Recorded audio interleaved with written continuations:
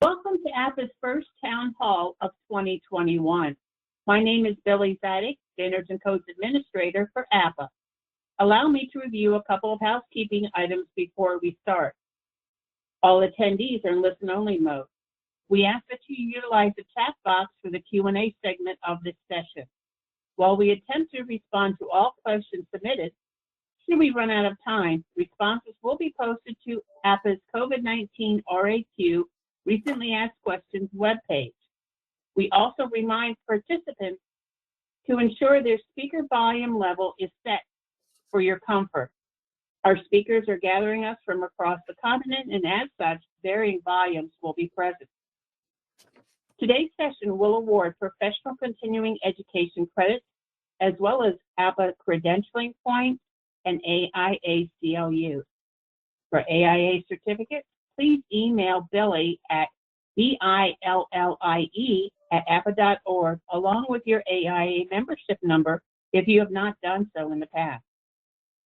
Our webinar recording will be posted to APPA's website later this afternoon. Additionally, you will receive a follow-up email within 72 hours providing a designated link to all webinar recordings, presentation slides, as well as information on upcoming webinars and town halls. At this time, it's my pleasure to introduce Lander Medlin, APPA's Executive Vice President, your moderator for today. Lander, take it away. Thank you, Billy, and thank you, Suzanne, for all the work that you do to put this together. And welcome all attendees. We are pleased to be back with all of you in this new year. We appreciate your engagement in these town hall meetings as we further explore the impact of COVID-19 on our facilities organizations and the education enterprise. Wednesday, January 6th, was traumatic, given the sustained revolt and terror from the riotous siege on the Capitol, the attempt to take down American democracy, yet we prevailed. We prevailed. Frankly, it's just plain cruel amidst all the crises we are already experiencing. Our next town hall will occur Friday, February 5, 2021, as we take a short break this month for our latest AFS, APPA Facilities Symposium, January 25 to 27, with new and exciting topics. We'll then move to bi-weekly town hall deliveries. As always, thank you for joining the dialogue. That's what makes this a rich conversation and the special community we share. As schools are beginning to recognize healthy buildings are the key determinant for the safety, health, and productivity of its occupants. That's why we chose this topic today. Healthy, smart buildings, why you should care. It's also why we chose this expert panel who can help you prepare your buildings with the operational tools, strategies, and smart technologies to make good institutional investment decisions. As such, here's the format for today's town hall. I'll provide an introduction to set the past month's context. Yes, it's been a month. Recognize our stellar panel experts. Then we'll focus on your questions and conclude by highlighting a survey initiative, additional resources, and closing remarks. Let me start by saying the virus is still winning. The past month could be labeled the Great Accelerator. The U.S. added well over 7 million new cases, surpassing 21.6 million total, with infections rising in every state. It's no longer a surge on top of a surge. It's now a viral tsunami. The page may have turned on the annual calendar, but the battle still rages at epic proportions. Case in point, it took 292 days to hit 10 million cases and just 54 days for that number to double. Yep, exponential. And the January surge for the holidays has yet to begin. At the new variant strain detected in 5 states, said to be 70% more transmissible than the original version, I shudder to think of the rising caseloads and death counts and hospitalizations we're facing. The death toll doubled last month's ominous levels, exceeding 88,000 in 1 month alone, totaling 365,000. Sadly, we recorded more than 4,000 deaths yesterday alone, exceeding 1 victim every 20 seconds, and could crest to a total of 450,000 by the end of January. as the hospitals become increasingly overwhelmed. Those are real numbers, real people, and real deaths. The U.S. has now remained above 100,000 hospitalizations for more than a month. This is about a total collapse of the healthcare system if we have another spike. Yet the impact of the holiday season surge and the new virus variant hasn't even hit us yet. Frankly, record high COVID-19 hospitalizations should matter to you as bed space for other serious health issues. Heart attack, stroke, accidents could be seriously, if not completely, compromised. Hospital staff cannot stop that. They can only react to it. It is the public that has the power to put a stop to the spread of this virus by obeying the public health guidance of the 3 W's. Wear a mask, wash your hands, watch your distance, and avoid crowded settings or gatherings, especially indoors. And institutions boxing in the virus through strategic testing, rapid contact tracing, supportive of quarantine, and effective isolation. Recognize these multi-layered mitigation strategies accompanied by a coordinated public health strategy are the most effective measures for decreasing the risk of transmission. Startling fact, 59% of all virus transmission comes from asymptomatic individuals. Whew. Plus, we know that the virus flourishes whenever and wherever people let their guard down. So let's be vigilant. Collectively, we can shape what happens over the next few months and demonstrate we really are in this together. Yes, 2 vaccines are now available, Pfizer-BioNTech and Moderna, boasting 95% effectiveness and requiring 2 doses 21 days apart. Now, the FDA says people will need both doses of these vaccines for its effectiveness. Unfortunately, the vaccine's distribution and administration is moving at a glacial pace. Fewer than 30% of distributed doses have been administered, although the goal was 20 million vaccinations by the end of 2020. Without a national plan, COVID's grip on the U.S. will extend for several more months. The CDC hopes to more than double the number of coronavirus genomes sequenced to watch for new mutations in the United States over the next 2 weeks. At this time, the U.S. is woefully ill-equipped to track this dangerous new virus variant. It's just one of the growing list of challenges that have surfaced around the globe. Convergence of the latest pandemic spirals are further exacerbating economic recovery. New filings for jobless claims is still hovering at a weekly number of 787,000 people. However, the fact remains that there are well over 20 million people receiving unemployment benefits. And the U.S. lost 140,000 jobs in December, the first drop in employment since April, as the economy began to backslide amid a resurgent pandemic. Yet Congress did pass a second $900 billion stimulus aid package in late December, with stimulus checks now being distributed, also averting millions of housing evictions.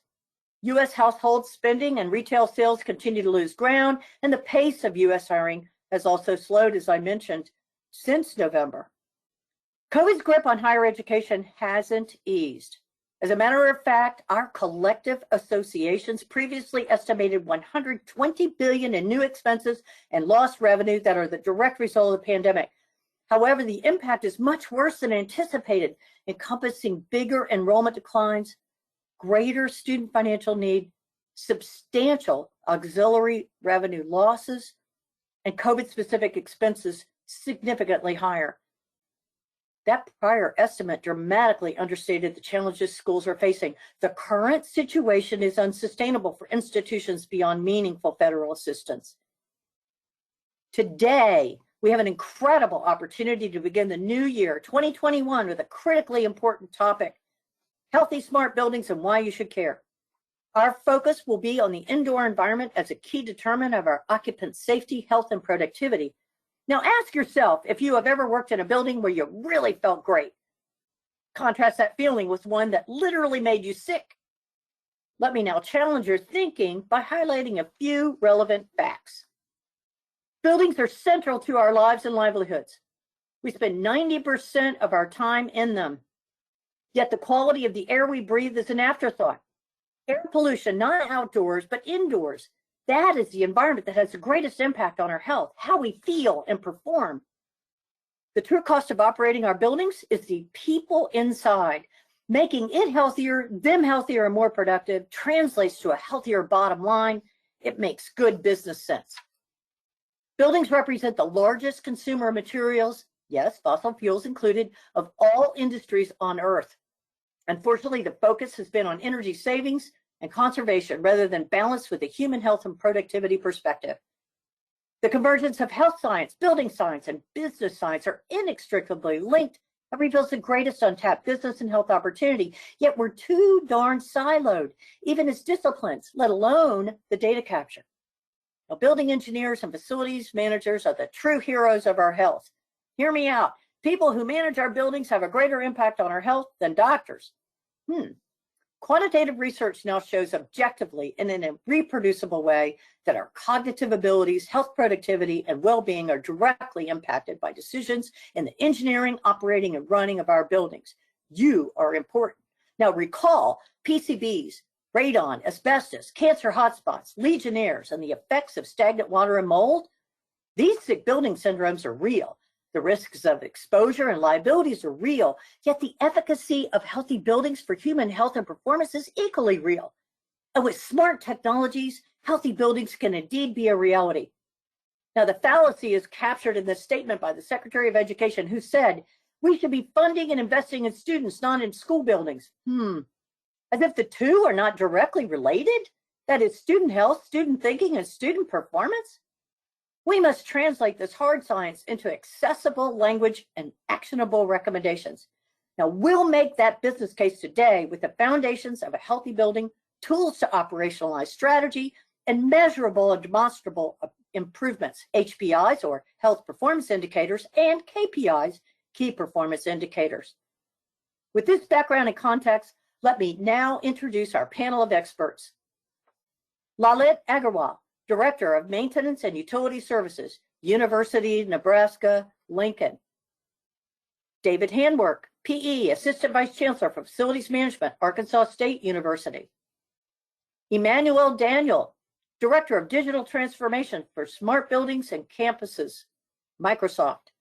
Pat Duffy, PE, Lead, AP, Principal, BR and A, Consulting Engineers. Adam Gogolski, Product Manager, Gordian.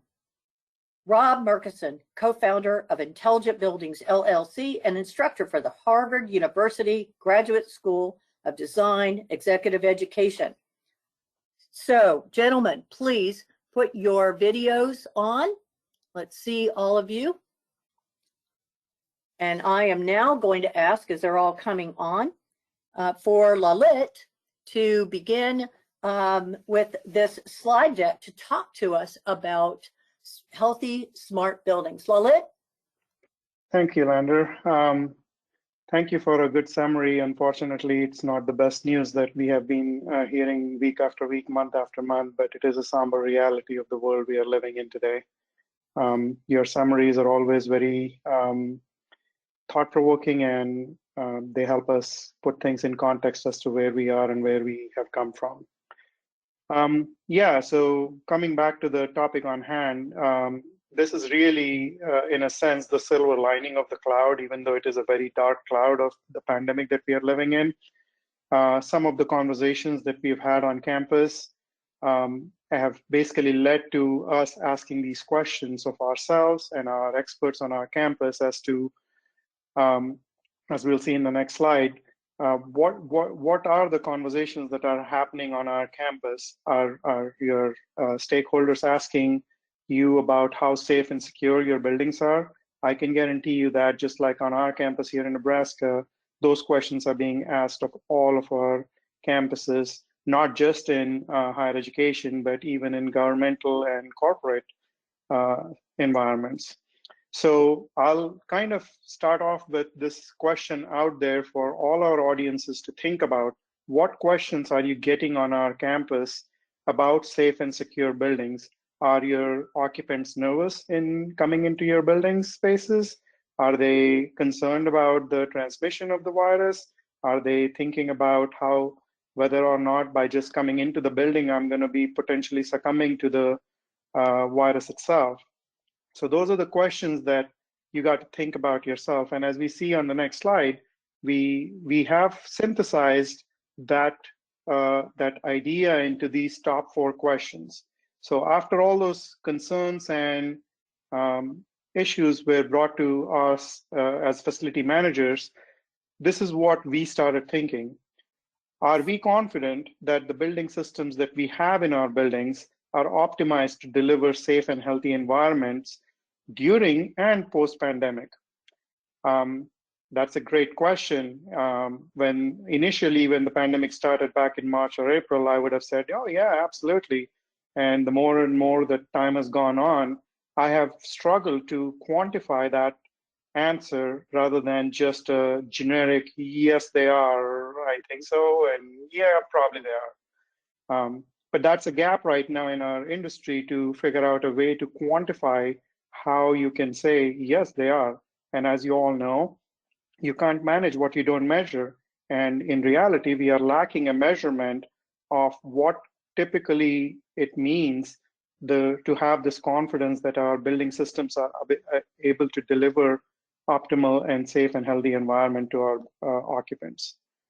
Then the next question that we synthesized from our conversations is, do we have a strategy for optimizing those systems? So it's not necessarily what you have, but how you use it. In the end, we could have the most state-of-the-art infrastructure, but if we are operating it suboptimally, then it is still creating a suboptimal, unsafe and unhealthy environment for our occupants. Should your building systems optimization strategy incorporate smart building technologies? Technologies are not where they used to be for building systems 20 years ago. We have come a long way, and every 6 months or every 12 months, we see a new technology coming in that ends up being a game changer for us. So what are our strategies on incorporating those smart building technologies that are applicable to our campuses? Some places you may have a research institution, some places it may be a medical institution. So depending on your current programmatic needs, are you able to adopt those smart building technologies that will help you move forward? So that's another question that we are unable to answer very easily because we don't have a tool to do that. Could your organization leverage an industry-wide tool to optimize its investment strategy? So really the top 3 questions come down to this bottom question. We don't really have a tool that can help us measure the optimization of our systems right now. And if you don't have that measurement tool, how can we make a case to our senior leadership, our financial leadership, to invest in our buildings to create a healthy and safe environment for our campus? And this dramatic change in our outlook is what's driving this panel together to work together and come up with an idea, a guideline, a tool that will help us achieve that goal and create a measurable metric that will allow us to take it to the next level. And it cannot be more dramatic, as the next slide will show us, the difference in the way we have approached this so far. To the left here, you see, this is a slide from JLL. To the left here, you see, typically we spend about $3 per square foot on our energy costs and about $30 per square foot on the actual real estate itself, meaning the built environment that we live in on average. But look at the tower on the right. The $300 per square foot is the value of productivity, the patents, the intellectual property, the research that comes from our institutions, the future leaders that are studying in our institutions, the technologies that corporations are developing in our world that is changing the way we live and we operate. It is a dramatic difference in the 330 and 300. And guess what we have done over the last 10 to 20 years? We have focused on the $3 per square foot. We have always said, hey, how can I improve my energy efficiency? How can I install metering? What is my EUI? Let me measure my EUI. I want to get it down. Well, even if you save 10% of the $3, all you're saving is 30 cents. And guess what? A lot of times those savings are coming at the expense of the $300 per square foot. We are we are compromising the safety and health and the productivity of the workforce and the intellectuals that live and breathe and work in these environments by saving pennies and losing on dollars. So the idea here really is that we don't have to compromise on energy cost, compromise on the intellectual cost, and just by saving a few pennies on the energy cost. Not saying that energy cost savings is not important. That is also very important. And the big idea behind this initiative is that you can actually achieve the best of both worlds. You can have your cake and eat it too. You can achieve both energy cost and make a safe environment for your staff and your students and your occupants by using these smart technologies. So that's where the combination of these two worlds come together, and we will be able to create both healthy and smart buildings. And as the next slide would show, this is not just applicable to just higher education, it is also applicable to our community colleges, our K through 12 prep schools, commercial Fortune 500. In fact, we have one of the panelists today that is representing a Fortune 500 company. It is applicable to all the federal, state, local governments, and even residential multiple dwelling units. So the applicability of this idea and this metric and tool that we're going to talk in more detail about is applicable across the spectrum of real estate. So that's the introduction to the whole idea, and I'm very proud to have worked together with the experts that are on the screen right now, and even more people that are contributing to this effort. But without further ado, I want to turn it over to my friend Dave from Arkansas State, who's going to talk a little more about the why. Yeah, next slide. And so thank you, Lalit. And, to echo some of the things that Lalit kind of presented, any type of initiative, there's no reason for us to do anything unless there's a really good why and a really selling point behind it.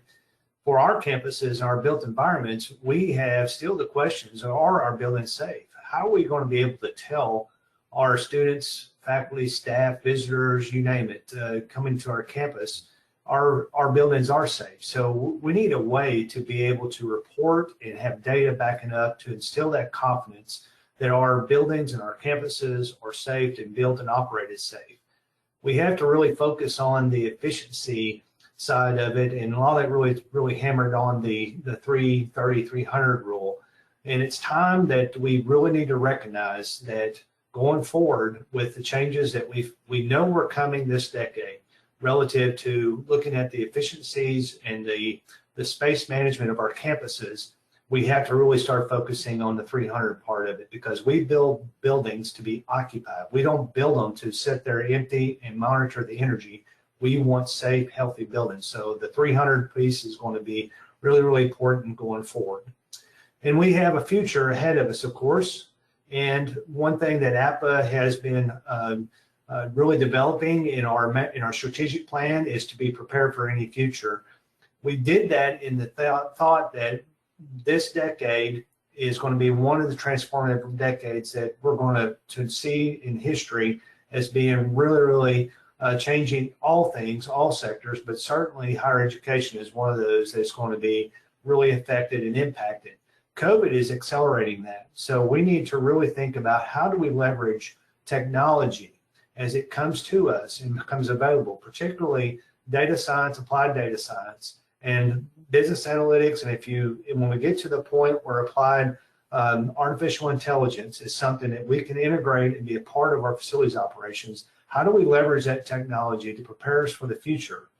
I think that schools and universities, when they start applying that and leveraging that into it, they're going to differentiate themselves from the market.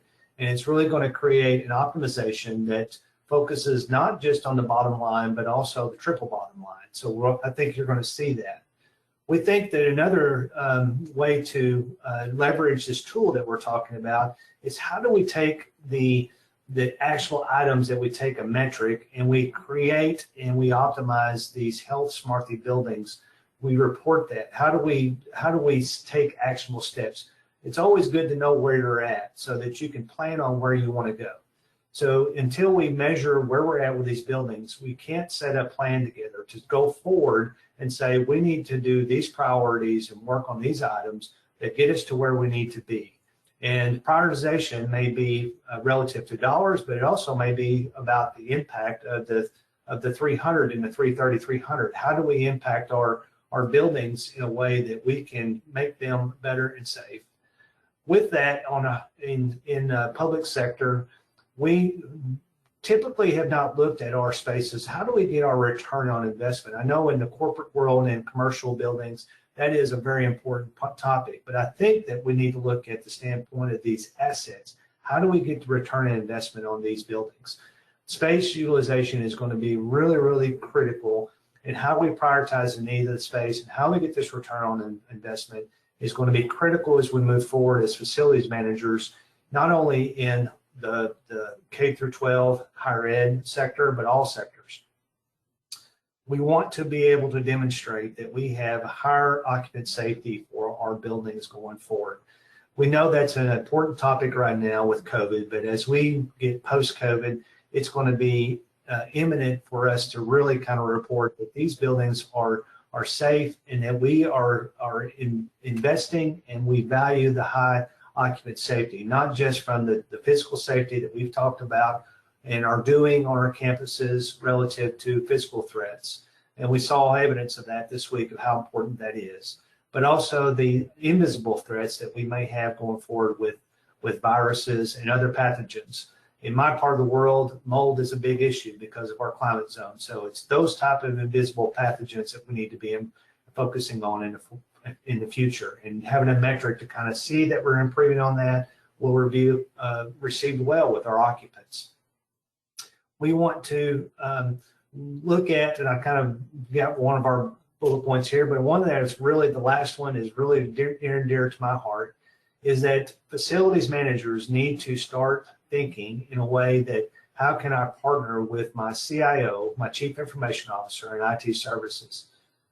The areas where the physical built environment and the electronic environment or the data environment of our campuses is blurring and they're merging quickly. Facilities managers needs to develop that partnership that is strategic, not tactical. We need to be looking ahead and thinking about things of cybersecurity, how to bring in IoT and OT into our campuses, because these are going to be the tools that helps us to collect the data, manage the data, and put the data out. We're facilities managers. We're not data scientists. We're not information systems people. So we need to partner with those folks already on our campus that are subject matter experts to really leverage the efficiency and optimal execution of these type of strategies.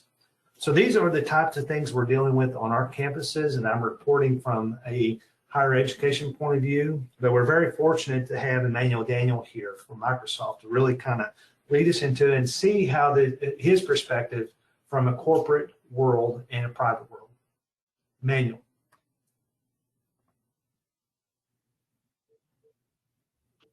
Good morning, everyone. Thank you so much for having me, and it's great to see you. Thank you so much for the introduction, Lando. That's absolutely fantastic. The points that both David and Lalit echoed are very, very relevant for us in the corporate world. The reality that has set in upon us now is the acceptance of the importance of a hybrid workplace. Workplaces aren't just about coming there in the morning, staying there for 8 hours or 10 hours a day, and going back in the evening. It's about I use the workplace when I want, how I want it, all in the goal of driving my productivity. Now, with that challenge, as you know, we are transforming our campus up here in Redmond, 17 new buildings, 3 million square feet of workspace. With all the things that are happening, the question that we got is, why would people want to come back to the campus? What is going to motivate them to come back to the campus? And even if they do get motivated, how do we as managers of that facility give them the surety that the campus is safe to come and to work in? The campus is clean, the workspaces are clean. And as they work inside the workspaces, we will to some extent guarantee the health of the individual and the participant coming in, so they can be sure that, hey, I'm much safer working in a building on campus than working in any other space outside. The goal for us, I think, has always been, how do we drive engagement of people, which directly corresponds to productivity of people? And what has been happening is everybody loves working from home, right? I think all the research shows that given the option, people would continue to work from home, and we've come to accept that. The challenge has been a drop in innovation, and people always tend to confuse productivity with innovation. What really we pride ourselves on is the ability to be able to innovate, which is come out with new ideas, solve problems in a much faster, better, quicker way. How do you do that? You do that by working with your peers. You do that by working with your colleagues. You do that by engaging in conversations, engaging in brainstorming sessions, and not planned sessions, where you plan something, everybody turns up, but ad hoc sessions where, ultimately we like to call that in accidental collisions, where someone walking around on our campus, very similar to the university campuses there, get an idea and they say, hey, how do I go about solving this idea? But looking at it today, it is not easy just to walk into somebody's house and say, hey, let's have a brainstorming session. The fear sets in. The exchange of information in a non-secure environment sets in, and the lack of flexibility to be able to access the facilities that I have sets in. So hence for us, we started thinking, it's not just about having a beautiful building with fantastic facilities and lovely colors and layout. It's about how do we drive that engagement? How do we give that surety to people that come into our buildings that this building is safe, this building is clean, and the chances of you getting infected or sick are extremely minimal. And that's why we then said, we cannot do with static data. What static data is today, when you go into a building, buildings will tell you that yes, they are certified, they are clean, they are approved, and that certification was done at a point in time. That doesn't help a building where you have people continuously revolving and rotating the doors. So our approach was, why don't we take the data, use that data to then tell people that continuously at any point in time, no matter when you come into the building is always safe, secure, and clean. And that's why the importance of data and the type of data that we're collecting starts to fit in. Now, coming back to the sustainability and the cost angle, yes, productivity is the biggest driver. But as all of us know, as owners and managers of facilities, there's always a huge cost angle that we have to optimize as well. So how do we balance that? And our answer to that has been around modeling the human value as an outcome of the innovation that they're going to get by having the ability to have ad hoc collaboration innovation sessions on campus, and how effectively that space is being utilized. So one, the air circulations. Two is the cleanliness of the workspace. It's not cleaning the workspace every minute, but giving the flexibility to say, hey, you want the workspace, book the workspace, release the workspace, and in between those workspaces will be clean so that you can be sure that the workspace you're consuming has been optimized for you. Three, it's about giving them the confidence. Okay, how do I give people the confidence? It's going to be on the quality of data, the quality of sensors that I'm deploying, and the type of data that I'm trying to use to be able to drive these discussions. Now, we all talk about air circulations. Air circulations has come back to the top of our discussions now, where traditionally we then try to optimize air circulations because it is going to affect our power consumption. But now, the air circulations have become critical. Quicker, faster air circulations in the quest to drive better productivity of the people. Now, in addition to that, another angle we have been deeply exploring on has also been the impact of types of collaboration in the room that they're looking at. Is it based on light? Is it based on sound? How do I get people to engage with biophilic drivers so that will then motivate them to perform at better levels than they're at? Bringing all this together in a corporate environment such as Microsoft will be very similar to university environments as well. It allows people to achieve their optimum level of performance. And ultimately, we always keep saying it is about the individual, but what we've come to realize is it is about the individual and the group that he collaborates with to drive that engagement and to drive that impact.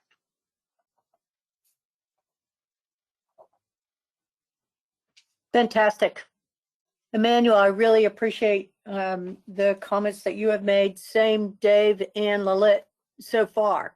Now, what we'd like to do, and we will ultimately open this up for questions, but what we want to do is move to Pat Duffy, He's on the designer side, and Adam, they're going to coordinate this. Was really around the data as a data architect. And what they're going to do is show us how we can collect, organize, and visualize this data. So Pat, you want to move us to that next slide, I believe? Yeah, great. Thanks, Lander. So now that you've heard a little bit about why we're doing this initiative, and we're going to tell you a little bit about what we're trying to accomplish and how we're going to do that. So what we're trying to do is to measure the health in buildings and create a health performance index, or HPI. And at the same time, we want to look at how smart is the building and use a key performance index, or KPI, in order to do that. So the goal is to really at the building level. I mean, the challenge for, I think, for Lali, David, Emmanuel, and other facilities owners have millions of square feet of buildings with multiple buildings to take care of. It's how do you get, different buildings, different errors, different types to get data that's actionable. And so that's our kind of goal and task at hand. And so we're setting out to try to come up with building level inputs. So how often do you change your filters? What's the air change rates? We're looking to ASHRAE, for the standards of air quality and air change rates in buildings. Listening to Emmanuel talk about the new metrics that we're thinking about for air change rates. We have been doing this in hospitals and laboratories, right? So there's places to look for solutions, and those buildings themselves or those institutions themselves have energy has always been a big driver for those institutions as well. So I think we're looking to try to create a framework in order to create actionable data, which Adam, our data expert, can talk a little bit more about. Great, thank you, Pat, and thank you, Lander and APA, for having us on the call. I think as a self-professed data geek and someone that's been in the higher education facilities data for almost a decade now, I was really excited to hear about this initiative, just hear the excitement and the interest around it. We never want anything like this to be spurred on by COVID, like Lander said, but we know that it's going to lead to positive change in the future of our industry. So the first thing I want to look at here, Billy, if we can go to the next slide, is the very basic healthy building frameworks. This is smart, healthy buildings, healthy, smart buildings, some combination of the above, as Pat mentioned with the two indices. We wanted to create a very basic framework around whether my buildings are smart and healthy, healthy not smart, so on and so forth. The idea of this index and this simple 2x2 is so that we can use this as facilities owners and professionals to explain to those outside of the facilities world that may not have the CEFP certifications to be able to help them understand exactly what we're talking about and what we mean. And while a simple framework is really important when pulling together information and sharing it, we do want to work to make this data actionable for those that are using it, make the system actionable. So if we can go to the next slide, I'll go ahead and show you how just adding one level of detail behind this, which is to say, let's put all of the buildings on our campus along these two indices. So if you think of the vertical index as that HPI index, I know some of the names have changed slightly, but the concepts are still the same. We can determine based on outcomes exactly how healthy is our buildings. Are we improving the outcomes? Are we improving that $300 per square foot measure that Lalit mentioned? Or are our buildings actually detrimental to the outcomes of our students and building occupants? And then along the x-axis, we're looking at the building intelligence, or really the KPI. So how smart is our building, is each building? And this is going to help us with operational improvements. I think one of the famous phrases in data is you can't manage what you can't measure. And so this really helps us to understand how smart are our buildings, how much do we understand them. The beauty of this simple framework here is that you can actually pinpoint very specific and very obvious buildings to target and say, okay, this is one we need to have a discussion around. This is one we need to make a decision about, to dive deeper into and understand, is there anything we can do for this facility?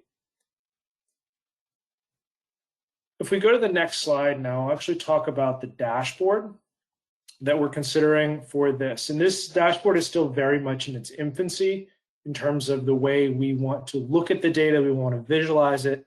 Our goal is to make this useful to those that are participating in this framework, that are using this framework at their institutions. And so we certainly welcome feedback. We'd love for that to be part of the Q&A as well. So what others want to see, want to measure, and what would be helpful. The idea here is we want to have something that shows very quickly where we are as an institution or as a campus, how that compares to other similar institutions or peers, how we're doing over time. And then again, you see that quadrant chart again, just showing where are our hotspots.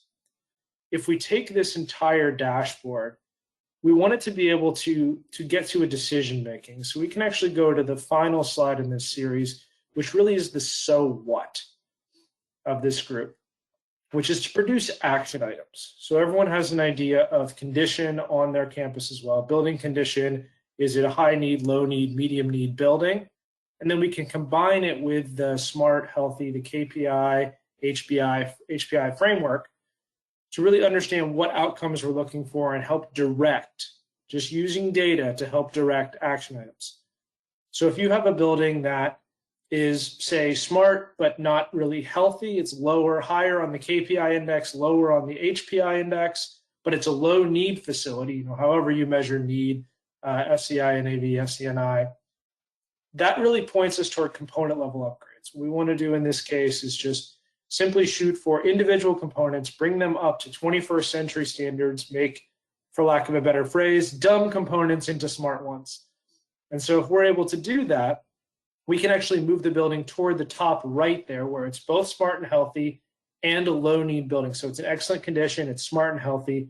And those are the ones we want to PM and maintain and keep. Those are our really high performing, star performing buildings. We know that, again, going back to that 330-300 framework, we're getting the most out of each of those. We are maximizing our human potential, our space efficiency, and our energy usage in those smart, healthy, low need buildings. And so by using this simplistic framework, it can actually help direct us how to get there. And on the opposite side, what buildings really don't stand a chance, and start to drive the conversation towards transitioning away from them, either through renovation, replacement, or divestment. So our hope in assisting with this entire process is that we're able to help drive action through the data and drive conversations, not just within the facilities group, but outside of that, to executive leadership, to the owner level, to the C-suite, the board level, in a way that's clear and obvious. With that, I'll toss it back to Lander, who's going to take us into the Q&A. Yes, I would love to take us into Q&A. We already have a number of questions coming from our from the participants. I'm going to ask a couple of those, and then I have some that I think would be important for the panel to wrestle with. As I go to those, I'm looking at one gentleman, Gabriel Drelling, and he's asking, David Hamwork, I want you to start with this, and anyone else can chime in, but he says, is there any consensus amongst the panel members experiences that new technologies like needlepoint bipolar ionization and MERV-13 or better filtration alleged to mitigate COVID-19 in our central air buildings, is there any measurable proof as to justify the costs? David, I think you've been on several of these with me, and we talked about these HVAC considerations. Can you speak to that? Sure. The needlepoint ionization is still not enough data out there to really say, does it really effective against COVID? It's effective on certain things. So ASHRAE is investing in a lot of research right now on that technology to kind of get back feedback. I would say relative to filtration, absolutely. Better filtration does a better job of picking out the smaller particles that could be transmitted through your HVAC. I would caution, though, many air handlers that are older air handlers do not have MERV 13 frames. So putting MERV 13 filters in those frames, you may not be getting the benefit of MERV 13 filtration. I would recommend that you consider that as a standard going forward, that you create a standard for your air handlers to be MERV 13 rated and going forward with that. If you retrofit an air handler, you may be better off just replacing the whole air handler. It just depends on case by case. Other technology, though, that he did mention was UV, and UV, there's a lot of research out there that says UV is effective on killing viruses, but you have to have it designed for your air handler. You can't just pull something off the shelf and throw it into your air handler. So you need that design professional to help you select that technology. Fantastic. I really appreciate it. Any other panel member want to make a comment about that? Otherwise, I'm going to move to another question. Very good. Lalit, you're going to be up to bat on this because this is a question around the 330-300 rule. And it said conceptually it makes sense, but can we clarify specifically what has gone into this number? And I think you can get some clarity to that, and others may want to do that. Rob Murkison, I would ask you to follow Lalit, because this would be important to clarify what can be achieved by comparison to how much of that number should be focused on in terms of building costs. Okay, you see where I'm going with that, Lalit? Yeah. So first of all, I agree with the second part of your comment there. Rob is definitely better equipped to answer this question than I am. I stole the slide from him.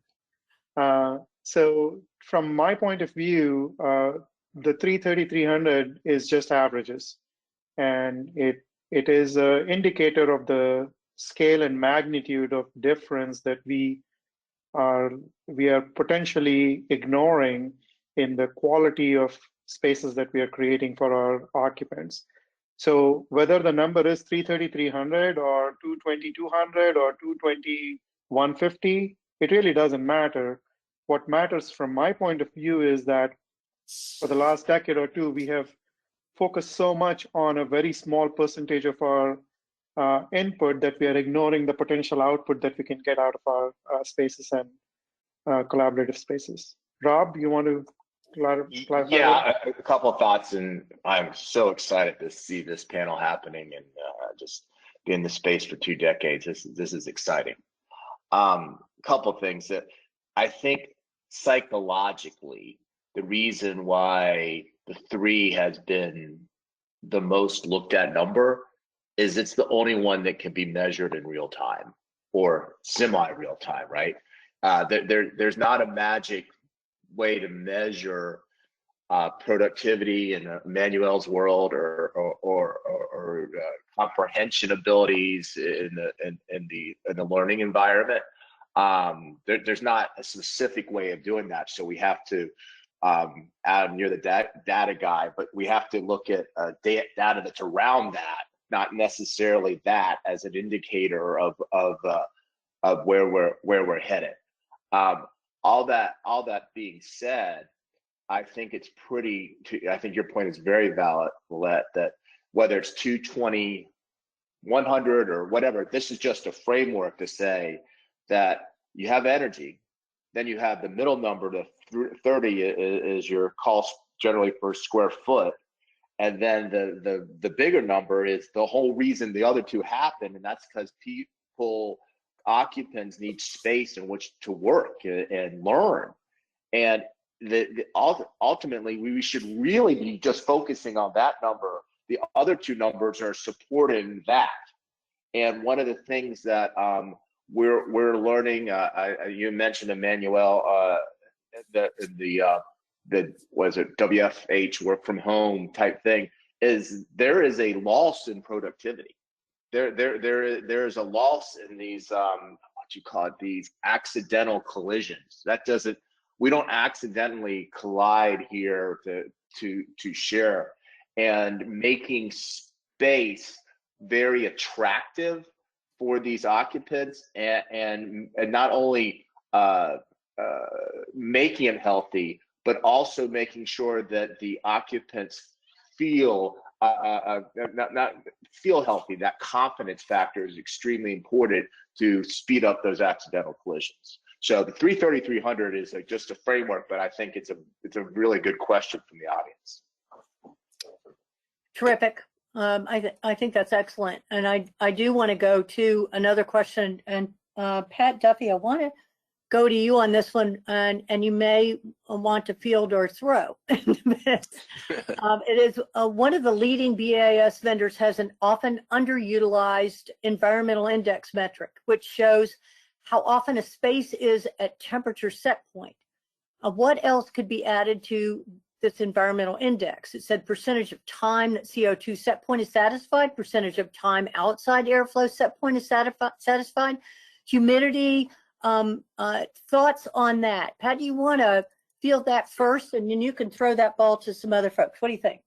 Sure, that sounds good. I think there are other metrics that that could be looked at, including particulate levels. The CO2 is one. I mean, we put CO2 sensors into spaces right now.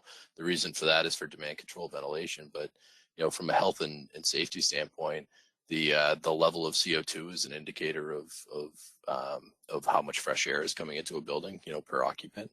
So looking at those levels, I know there was a study done by the Harvard School of Public Health that the standard out there is right around 1,000 ppm is acceptable for indoor levels. Their research is showing that it should maybe be closer to 650. So things like that are metrics that we're thinking about how we can measure.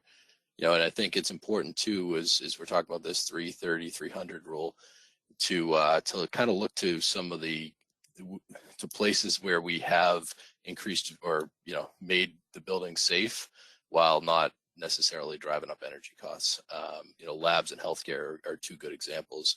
We've got places where diseases are in all the healthcare institutions, and the standards that we use and design strategies to keep those buildings safe. When I first started in labs used to be 12 air change rates an hour.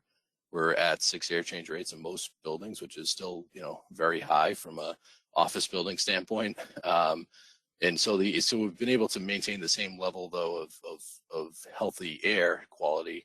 We haven't sacrificed air quality in those spaces, and so I think there's kind of parallels to be looked at instead of just kind of cranking down the outdoor air damper, which has been the way to save energy in a lot of the academic and office buildings.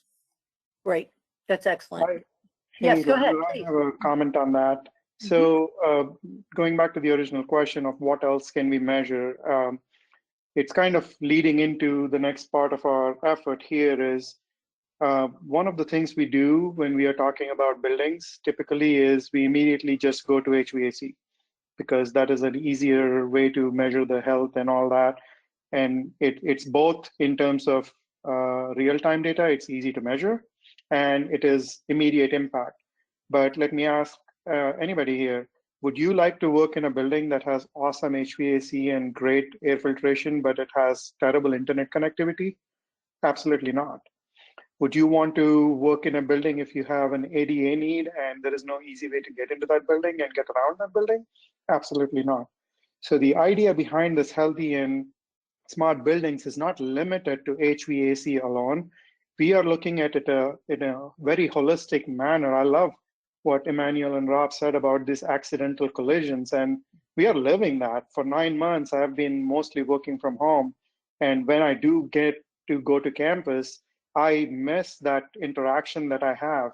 And going back to also what Emmanuel said, the surveys are showing that people are interested in more working from home than coming to work. Well, some of it is because of our own doing. We have not created the environments where people prefer to come to work. We need to create those environments where people are more interested in coming to work and collaborating and feeling like they have all the tools, they feel safe, they feel healthy and comfortable working in that environment. I would like to add to a little more what Laulette's saying too. We're talking about putting sensors in space that measures things, but we have the best sensors are human beings, and they get on social media. So why not mine that data where there's conversations going on with our students about how good or bad a dorm or academic building or anything is? So that's out there already. And we see that we have people on our campuses that are monitoring student life type of social media sites. And they're saying, hey, there's a problem over in this building because of humidity or whatever. And they're calling me and putting the work order in. Wouldn't it be great to have that real-time feedback so you can be proactive instead of reactive? That's a great point, Dave. And I'd like, Emmanuel, can you pop in here on this conversation from the sort of systems thinking and systems approach? Because I think that we're getting there with the responses from our folks. I'd like to hear your angle to this. Sure, and great points, Love it, David and Rob. The thinking for us has always been correlation of multiple measures to drive effectiveness of that space. And the key has been, why is my home more comfortable? Because I'm just myself at home. I just love being myself at home. I do what I want at home, and I control everything in my space. So our thinking was, yes, air is important. Right, and HVAC is the biggest target for everybody because it's the biggest box that is there in that facility center. But then we fail to understand it is not just air quality. It is also your light levels. It is your sound levels. It is your location of that space. Why do people like to sit at one corner of the office and not at the other corner of the office? It's the same office anyway. So what we then try to do is, how do we bring all of these parameters together to understand the effectiveness of that space? People love to go and stand near our kitchenettes or our cafeterias and stand there for hours and talk, but somehow they don't want to use a nice meeting room with a big screen on it. And it always confuses us to say, what is the motivation? Do you guys like to stand near a water cooler because you get free water, or is it the free drinks that you get from the fridge? But then you start to realize it is the informal nature of that space that brings people together just to have that ad hoc conversation. Hence, our thinking of, let's move away from rigid spaces and try to put teams in neighborhoods so they can come together. So our goal has been to identify the metrics: air, light, sound, effectiveness of that space, bring them together and correlate that to see how effective is that space. And based on that, the biggest challenge we've been going through now has not been static spaces, but dynamic spaces.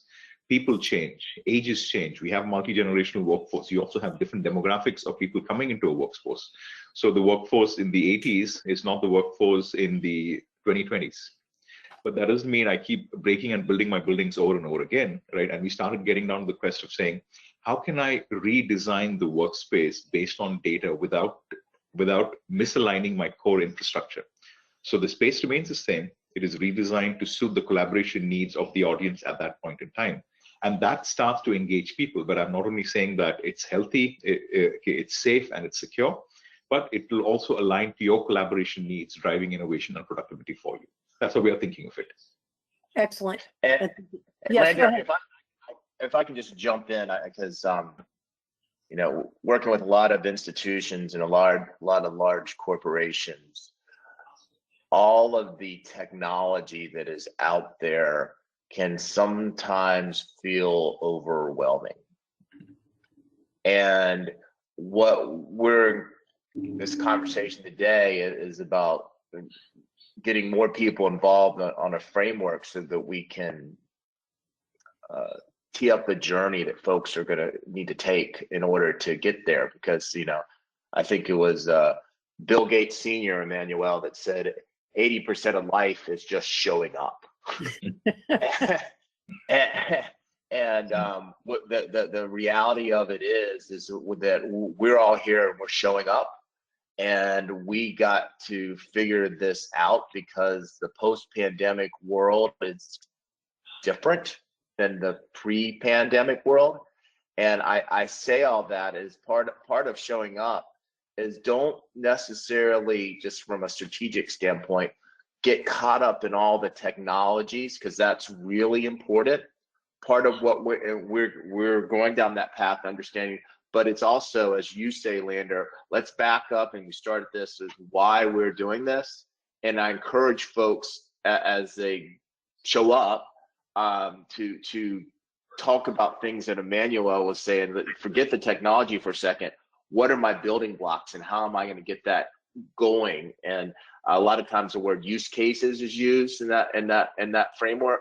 But by doing that, you can, as we look at this framework, we can put this in business terms, because ultimately there's going to need to be some type of funding to make this happen. And if we can put that in business terms, it will help accelerate the proliferation, if you will, of what we're trying to get done. Very, very true. And I would love for Adam, Gordian has done some fantastic work for several years on the state of higher education facilities. And I'm really thinking that you might be, I think you can add value to this conversation as well. Maybe you can talk about this from what you've learned there and your vantage point in terms of when you were talking about making it actionable and some of the whys behind that, because there's some really, really good information in those reports, and I think it would be helpful for people to know and hear that. Adam? Yeah, thank you, Andrew. Yeah, unsurprisingly, the state of facilities this year will focus on kind of the impact that COVID has had, but it's more going to focus on the future. So what's next? Not necessarily what has it done, but how is it going to change the future? And so this initiative is very much tied into that. A lot of the comments that were made about interactivity, about those casual collisions, really is an interesting juxtaposition with some of the data we're seeing out there even this year in terms of students having a great desire to return to campus, to be part of that campus environment. And then when classes are offered as hybrid, they all stay in their dorm rooms and take the classes there. So it's just a very interesting experience. It's similar to what Emmanuel mentioned with you have this beautiful meeting space and it's got its screen and it's designed for that specific activity. And yet these students prefer to take classes and have interactions in their dorm rooms and in their lounge settings. So it's just, it's a very interesting kind of comparable. The other piece this reminds me of is data that we've been pulling for years through some of our space utilization conversations, where we have conversations with students. We actually sit down with focus groups of students and say, what do you need in a learning space? What makes you come to a space? And the things we hear repeatedly are not really about the technology any more than, I really need a good Wi-Fi connection, I need plenty of plugs, and I like there to be windows. And so it's a very interesting kind of, can we find this intersection of what helps us on the facility side? Good Wi-Fi connections are essential for the sensors that we're putting all over these buildings to make them smart and healthy. And with the students themselves, where if we're able to get them those connections and those plugs, it keeps them engaged with the learning activities, and ideally not just engaged with their phones, but there's only so much we can do in terms of suggesting that. So I think I love that, Adam. I do know that from our Thought Leaders Symposium preparing for the student of 2024 that we're learning, they actually do want to get out of that dorm room and they want to go have those what we call accidental collisions, as a number of you have been talking about, and it creates the connection between the talent of our staff, the talent of our faculty, but also talent of the students. These are the students of the future. These are our employees of the future. So this is really going to be an important connect. And Adam, maybe you can bridge from this and others can do the same. Andy Fike had a question, and he starts it with this. There are benefits beyond cost savings for energy efficiency that include lower carbon and climate health. While I understand the concern of creating a less than optimal environment for people and productivity, I do not think it is a binary. It's a very important word, one or the other, which I don't think any of you do either, but higher efficiency versus high productivity. And then this is the question he asked with that setup. What is the sweet spot between the two, and how do we figure out how to find it? Well, boy, I know all of you are looking at me like, really, Andy? Are you kidding? So, Adam, you want to take a little stab at that and then bridge that? We can bridge that to some other folks as well. I will absolutely hold on to that hot potato for 30 seconds.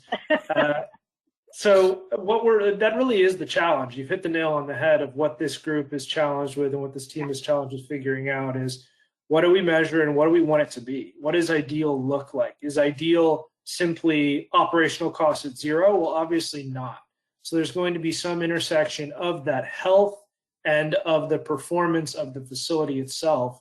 And if we can find that sweet spot to where we are truly measuring a building that improves the outcomes of the occupants, be it students, faculty, staff, whoever's in the building, if we're able to improve the outcomes, that needs to be core to that healthy metric, as well as improves operational efficiency, not necessarily reduce it to zero, but again, just working to improve that, to find that. So that is genuinely, you've hit the nail on the head with that question of, that's the goal of our group, is to find that sweet spot and find what that looks like.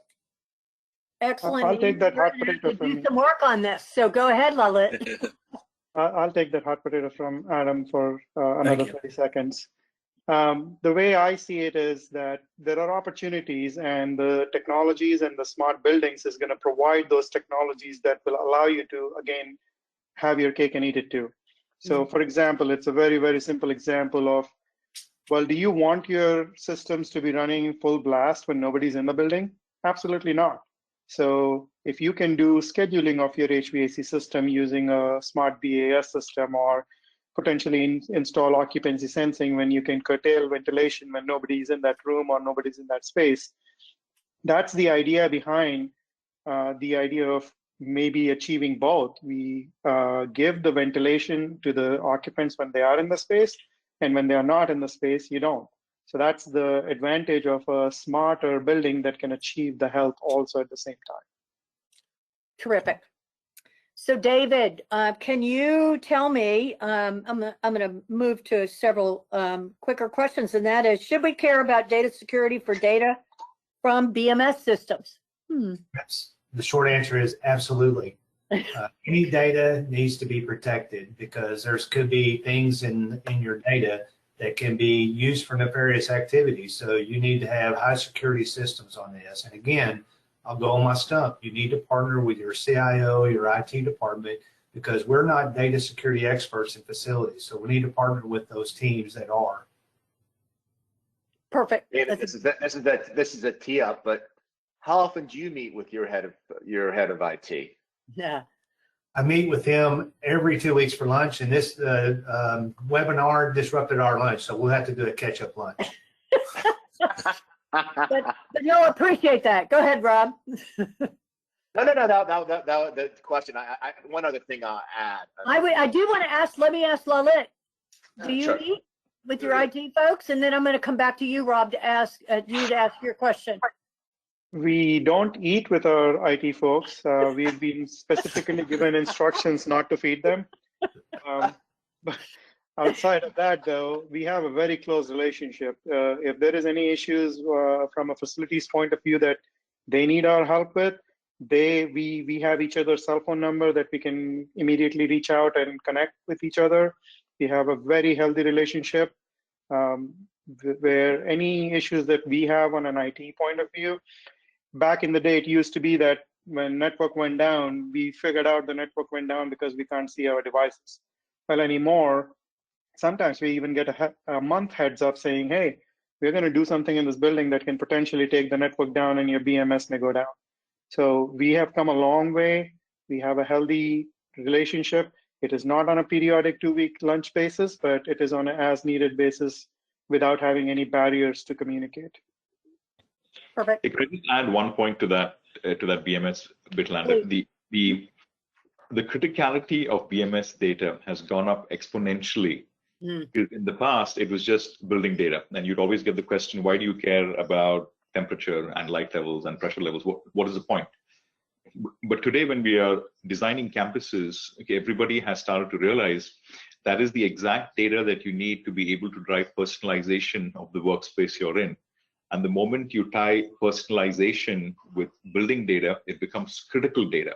So securing that data, maintaining it, and ensuring privacy is absolutely critical for driving adoption of services in your building. So all of a sudden, BMS has gone from something nobody cares about to something everybody cares about because of the criticality of the data due to the personalization angle that we can drive with it. And I will add to another element that we haven't discussed here. All data can be monetized. So as soon as you figure out a way to steal your data and monetize it for whatever purpose you want to, then you lose control of that monetization power. So I think going into the future, we'll be able to monetize our building operations data And if I can go into a corporate setting and steal the monetized data that's on their side and see how they're operating well and steal it for my own purposes, then I get it. I can get that other company loses the competitive advantage. That could be the same true for higher education. So data is highly valuable because it tells you a lot of things with the people that can discern that data and create these models, not just about the personal data Emmanuel talked about, but just the institutional characteristics. What can I steal about that? You know, that is such an important point because we're data rich and information poor. We have all of it, but and this is really what you're trying to drive at today, to get into a place where we can actually use all of it for it to be measurable and actionable. I really, really appreciated that comment. I did want to go, I think Dan Bowman had a question for Emmanuel. So Emmanuel, I'm going to bridge to you, and then I'm going to go to another one. It's easy to intuitively see the case for in-person work being essential to encourage innovation and enhance collaboration. How do we make a more evidence-based argument for innovation being tied work at the office as opposed to work from home? Can you give us some thoughts about that? Sure, and this is a question that we've actually wrestled with for a long time, because people ask, how do you measure innovation? How much money does innovation actually make? And that's where we try to draw differences to say productivity is about how efficiently you can perform an assigned task or a given task. If you can do it more effectively at home, yeah, absolutely go for it. But productivity in terms of solving a problem that affects a group of people would require a group of people coming together. Now, that problem cannot be solved if I'm going to work individually, because I need inputs from multiple people. So creating a space to drive that collaboration allows us to see how soon could that issue have been resolved. For example, if a critical facility goes down, if we all can't stay at 10 different locations and talk on the phone, we would like to get into a virtual operations center or virtual comm center and say, guys, what do we need to do to fix the situation? Now, extending that thought and saying, okay, especially in our world where it's all about defining services, getting services to market, and helping beat the curve of the other competitors, it's about how are you going to identify the unique pieces of services that need to be pulled together. That can only come if I get a diverse perspective of views, because a team comprises of multiple skills. Okay, I have a dev, I have an engineer, I have a data scientist, okay, and I also have a business analyst. And each one of them individually, they can write amazing papers and PowerPoints, but piecing it together to get that collective view across, we found is more easier if all of them are sitting in a room. Not just any room, but a room catered to that style of collaboration that is required. Be it an ad hoc brainstorming session, be it a learning session, or be it just a casual collaborative session, talk about, hey, you know, what should we do next?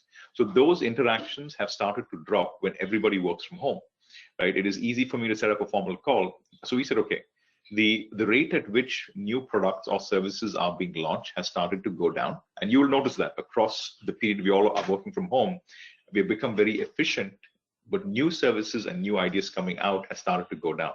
Right? And our primary is those new ideas, because that's what drives revenue. That's what drives innovation for us.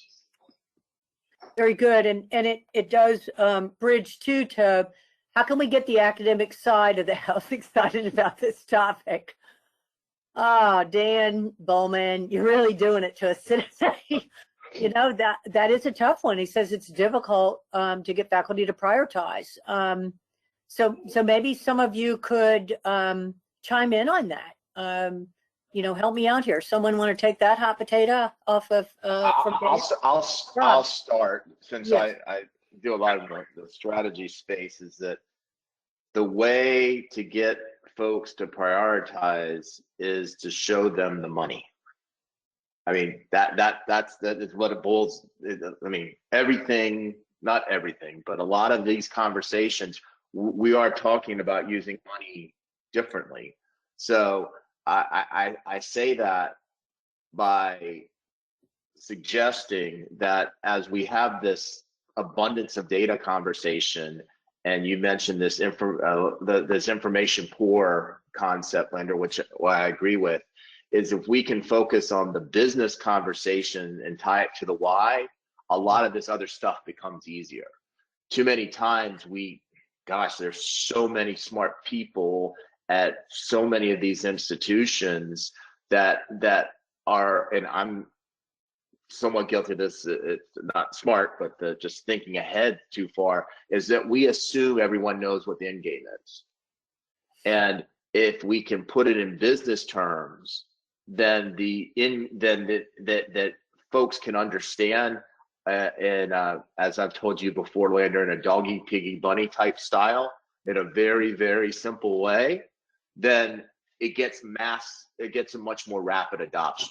So because otherwise you can get wrapped around the axle, because there's so much data in our buildings today, and we are just at the beginning with IoT.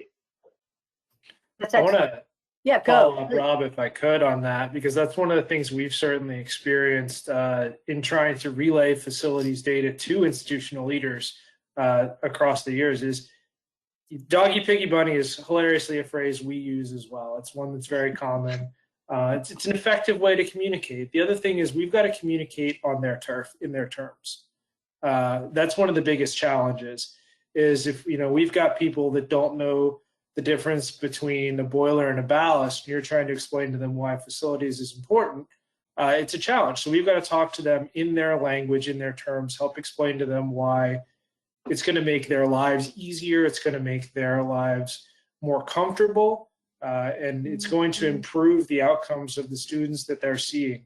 That's really ultimately what it's all about, right? Is student outcomes. So if we can say, look, you're going to get more students, they're going to be more engaged and more interested in what you're talking about, that's going to help them. Even if that, the how on all of that is behind the walls in the facilities, if we explain to them the why on this as this is your language, this is what's going to do for you, that's a really effective way to communicate that we've found. Yeah, and to piggyback on what Adam was just saying, I was just looking back at the slide that he had created, the scatter plot. On the y-axis, there was the worst student outcome to the bottom and better student outcome to the top. If we reach out to any of our admissions offices within our academic units, I can assure you that there is a financial metric associated with better student outcomes. So eventually, this initiative is really a tool for us to get to that tie together with what just like in Emmanuel's case, taking a new product to the market before the competitor does. Well, here's the outcomes that you can get from a better, smarter, and healthier building where you have better student outcomes, and you can multiply it with whatever that financial metric is behind that scenes for the admissions office. Terrific. It's interesting as we're talking about this, we're all homing in on the more simplistic why. The why, as you go to Simon Sinek's work, S-I-N-E-K, talks about the why, the what, and the how. And it's so easy for us to, really is, the what we do and how we do it. The why is the emotional part of the limbic system, and that's where the decision actually gets made, and then you justify it with the how and the what. So if we can really think about that and how to put the right language around that, I think it's important. Also, I will commend some work that we did on the a previous town hall with Howard Tybell when he talked about the difference between making requests and making offers. You're really flipping it on its head when you're actually making offers rather than requests, because you're putting it into their need. I think, Adam, you were mentioning that, Lalette. All of you are really homing in on that, and that's what you're trying to do, is we can do this part on the how. I think that Adam and Pat, and maybe Pat first, you might want to talk about, because we did get some questions toward the end about the dashboard itself. And it said, how did or what did you measure to create that dashboard regarding the overall smart and healthy index? And so that's, I think, an important one before we bridge to go to close. I think it might be nice to hear some of that. Pat, do you want to field that? Yeah. Or how would you like to do that? I can start maybe for just a couple seconds here. Okay. And so I think that, to be honest, the part of what we want to do is get your feedback on what should go into that. So that's part of what we want to communicate today is we're trying to create a manageable framework that if you got 100 buildings on campus, how do you get your arms around this? And we don't want it to be a couple week effort to evaluate a building. We want it to be, something that's manageable. Will identify building targets to work upon, and then allow you to dive deeper into to solving problems. So I think Lalit had talked about things like how accessible is the building, how so those are the types of components that we're thinking about. We're thinking about, what's the PM, is the building been retro commissioned?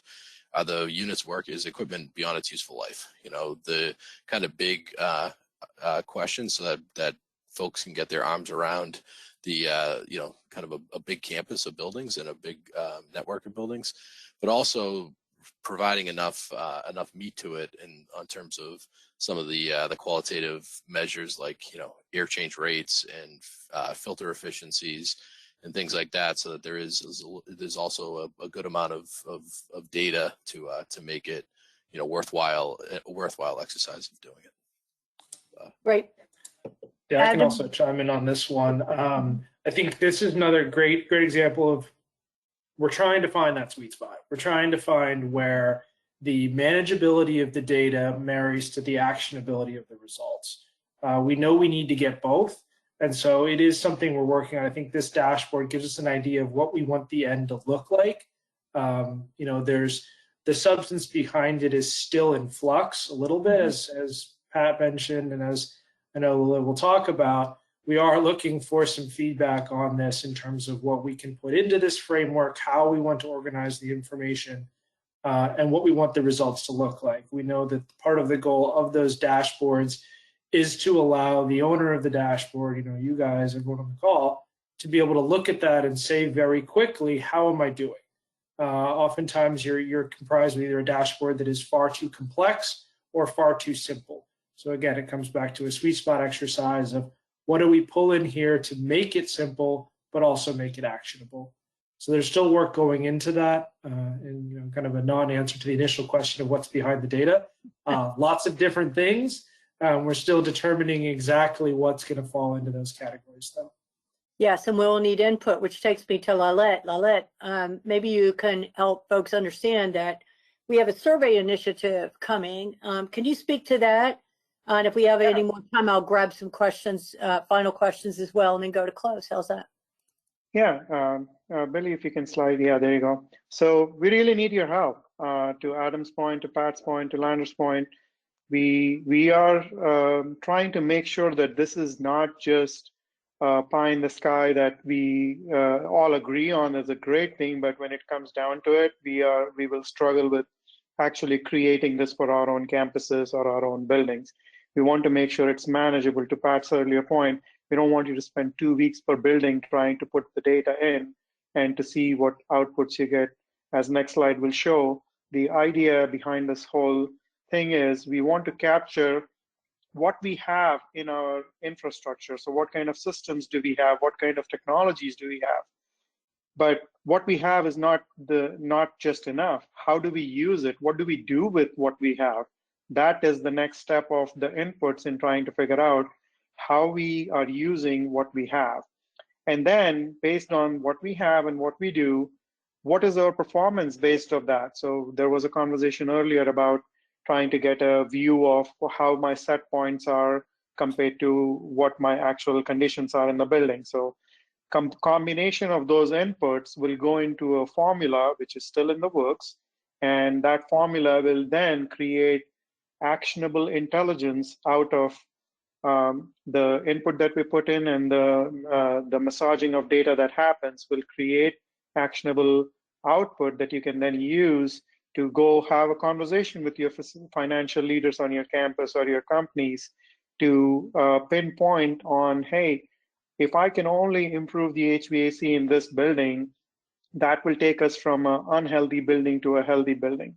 If we can make our accessibility improvements in these 4 buildings, we can prioritize those up front and take it to a higher level. So the existing occupants of the building are happy, the future employees, the future students, the future faculty are happy coming into that building. researchers, medical, it doesn't matter what the application is. We want to make sure that all the inputs that we put in go into this formula and we get actionable output. So with that in mind, we will be sending out a survey probably mid-February to late February is our goal right now. We will be curating that survey within the next few days and sending it out to all membership of APA, and looking forward to a really high level of engagement from all of you, because the more you think about it up front right now, the better the product is going to be in the end. The outputs, the dashboards, the samples that you saw are just that. They are samples right now. And if you guys have better ideas on how this can be visualized, we are all ears. We want to hear from you. We want to seek your input in trying to make this a product that we all collectively own and we can benefit from collectively. So please keep a lookout for that survey coming to you from APA, and please try to make a conscious effort to engage in that, because the product will be only as good as the effort we put into it. Yeah, this is clearly Lalette's and this panel's call to action. We want your engagement. You're not going to believe it, panel, when you see all the questions and the comments. We have not even touched the surface, which is fantastic. It's going to give you information. We will be sending those to you, one, to also seek some answers to the questions, but also that you can see what they were saying and how they're thinking about it, which I think will give you that initial input. I'm very pleased to see that, and I know you will as well, all 6 of you. And so that is our call to action, and we want to get there. Lalette, you will be managing a session at our upcoming APA Facilities Symposium, which is January 25 to 27. And there, you know that we had one in November. We're having another one, 25 to 27 of January. Lots of new topics. This is not just, quote, same old, Lalette. And a crew is going to be talking about this and really diving into some of that detail. We encourage you to sign up for this and be part of it. And we will probably do another webinar on this. We think it's critically important as we plan ahead, instead of looking at the narrow base, but looking at a planning for the future space and preparing you for every future. So thank you so much, panel. So I'll close with, remember that we have an APA's FPI, and that's live. We also have our app, APA 365. You can stay connected 24/7. I know that's just what you want to do. You're already that way now, but it's important. Here is a slide on other resources and our call for images on COVID-19, which we use, and a save the date slide as well with our town hall Friday, February 5, as we will address a different target and focus on looking at the year ahead. Now, author Dan Green said, when faced with a challenge or adversity, I remind myself, regardless of what came before or what has yet to come, what matters most right now is how I choose to respond to the challenge before me. Will I lie down or will I fight? The choice is mine, and I choose to finish strong. This message feels particularly relevant in a year filled with so much adversity. No matter what challenge you are facing, whether on campus or your personal life, will you choose to finish strong? So remember what Winston Churchill said during an incredibly tumultuous time in history: success is not final, failure is not fatal. It is the courage to continue that counts. And continue we will. Right, panel and right, participants. Thank you for the opportunity to serve you. Have a good day and a great weekend. Bye, everyone. Take care, be safe.